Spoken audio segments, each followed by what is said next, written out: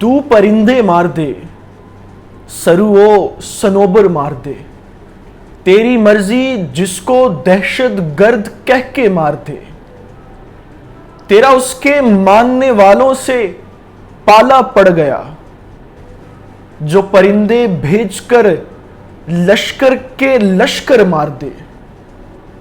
तुम भी मूसा के ताकुब में चले तो आए हो, देखना तुमको ना ये नीला समुंदर मार दे।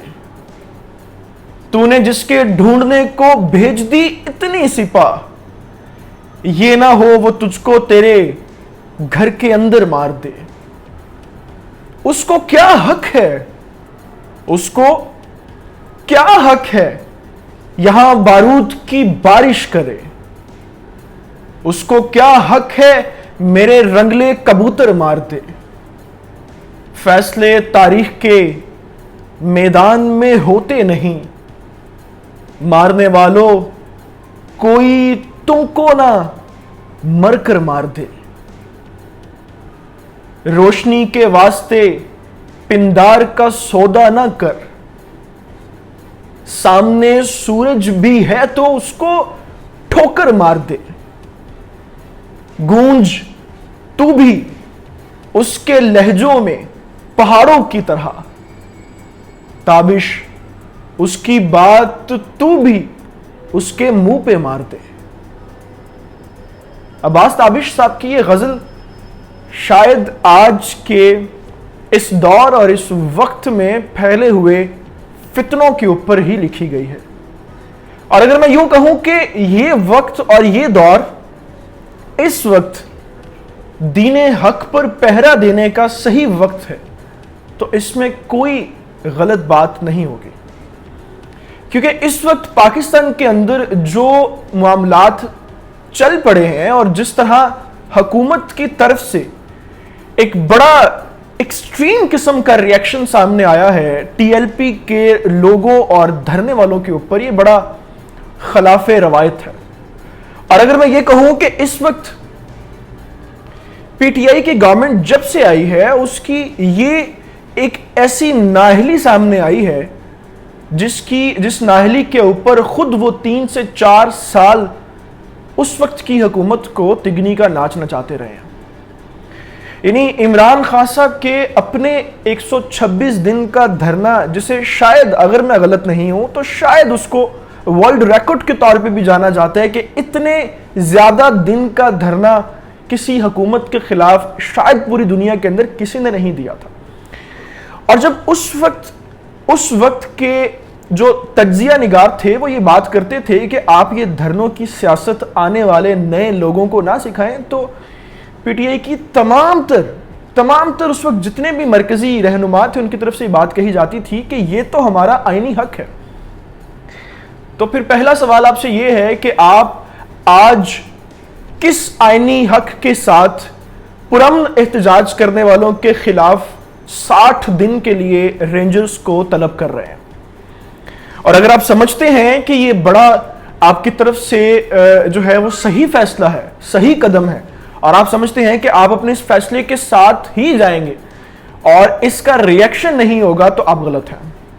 अगर आप ये समझते हैं कि वहां पे मौजूद कोई 500 से 1000 लोग सिर्फ इस धरने के ऊपर अपनी बात कर रहे हैं, वहां पे बैठे हैं और वहां पे मजामत कर रहे हैं, तो आप गलत हैं।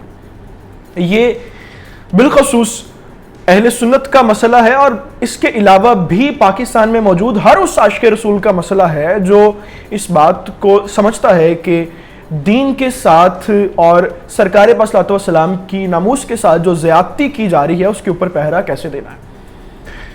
आप इस तीसरी बड़ी उभरती हुई कुव्वत को आज तक समझ ही नहीं सके जो टीएलपी ने पंजाब के अंदर और पूरे पाकिस्तान के अंदर अपनी ताकत को दिखाया है।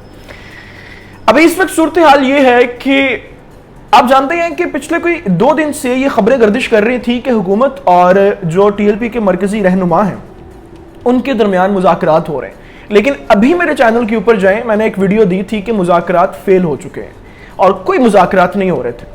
और हमने अल्हम्दुलिल्लाह ऐसा कोई झूठ नहीं बोला था कि मुज़ाकरात हो रहे हैं और ये होगा वो होगा। मैंने इसके ऊपर वीडियो रिकॉर्ड की, मैंने प्रॉपर उसके ऊपर बताया, डिटेल में बताया کہ کوئی مذاکرات نہیں ہو رہے, کوئی بات مانی نہیں جا رہی, اور جن فیصلوں کے اوپر پوری دنیا سے اس وقت جو اہل دانشور ہیں وہ کہہ رہے ہیں کہ فیصلے بالکل ٹھیک ہے, حکومت زیادتی کر رہی ہے, حکومت نے ان فیصلوں میں سے ایک فیصلہ بھی نہیں مانا. ابھی صورتحال یہ ہے کہ اس کے اوپر وزیر اعظم عمران خان کا خود بیان آ چکا ہے, اور وہ کہتے ہیں کہ یہ آسانی سے جو ہے وہ بات کو سمجھ نہیں رہے, ہم ان کے خلاف سختی سے نمٹنے کا حکم دے رہے ہیں. شیخ رشید صاحب جو ہیں وہ کہتے ہیں کہ صبر کی بھی کوئی حد ہوتی ہے. آپ بالکل ٹھیک کہہ رہے ہیں, لیکن ٹی ایل پی کی طرف سے بھی آپ اس بات کو سمجھ لیں کہ صبر کی بھی کوئی حد ہوتی ہے, اور جب وہ صبر کا پیمانہ ٹوٹے گا تو سوچے پورے ملک کے اندر انتشار کس طرح سے پھیلے گا, اور اس کی ذمہ دار حکومت خود ہوگی. اور شیخ رشید کی طرف سے جو ہے وہ رینجرز کو بھی طلب کر لیا گیا 2 مہینوں کے لیے. فواد چودھری صاحب اس کے اوپر کہتے ہیں کہ ہم اس جماعت کے ساتھ ویسے ہی نپٹیں گے جس طرح سے باقی پاکستان میں موجود ان تمام جماعتوں کے ساتھ ہم نمٹتے ہیں, جن کو جو عسکری قوت استعمال کرتی ہیں اور جو دہشت گرد ہوتی ہیں, ان کو ہم نے دہشت گرد ڈکلیئر کر دیا, یہ کلعدم جماعت ہے, اور اس کے اوپر بھی ہم ویسے ہی جو ہے وہ آپریشنز اور اپنے سارے معاملات جو ہے وہ جاری رکھیں گے. آپ کوئی ایک پچھلے 5 سے 7 سال کے اندر کوئی ایک ایسا واقعہ کوٹ کر دیں جس کے اندر ٹی ایل پی کی طرف سے کوئی بھی عسکری قوت استعمال کی ہوئی ہو, کسی طرح کا اسلحہ استعمال کیا گیا ہو. جب بھی مزاحمت ہوئی, جب بھی فائرنگ ہوئی, جب بھی شیلنگ ہوئی, وہ آپ کی طرف سے ہوئی, حکومت کی طرف سے ہوئی, پولیس فورس کی طرف سے ہوئی.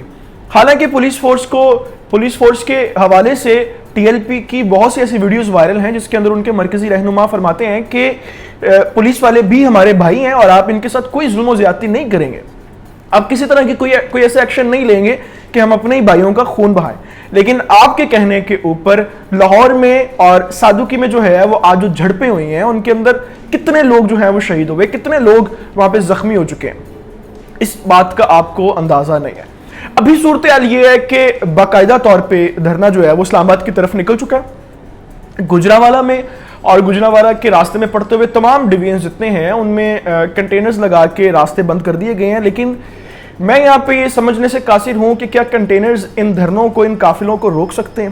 بالکل نہیں روک سکتے. آپ جس قدر ظلم کریں گے یہ احتجاج اتنا ہی بڑھتا جائے گا, اور اگر پورے ملک کے اندر ملک گیر ہڑتال کا اعلان ہو گیا تو اس وقت سوچیں کہ پاکستان کے اندر حالات کس طرح سے پیدا ہوں گے. آخر میں صرف میں یہ کہنا چاہتا ہوں کہ مذاکراتی ٹیم جو حکومت کی اس وقت فیل ہو چکی ہے وہ اس تمام تر صورتحال کو, اس تمام تر پہلوؤں کو ابھی بھی وقت ہے کہ بات چیت کے تھرو حل کرے اور سعد رضوی کو رہا کیا جائے اور باقی سارے مطالبات جو ہیں ان کے اوپر بھی بات چیت کی جائے, ورنہ یہ حالات اتنے گمبھیر ہو جائیں گے کہ پھر آپ سے ٹھیک نہیں ہوں گے اور یہ بدتر سے بدتر ہی ہوتے چلے جائیں گے.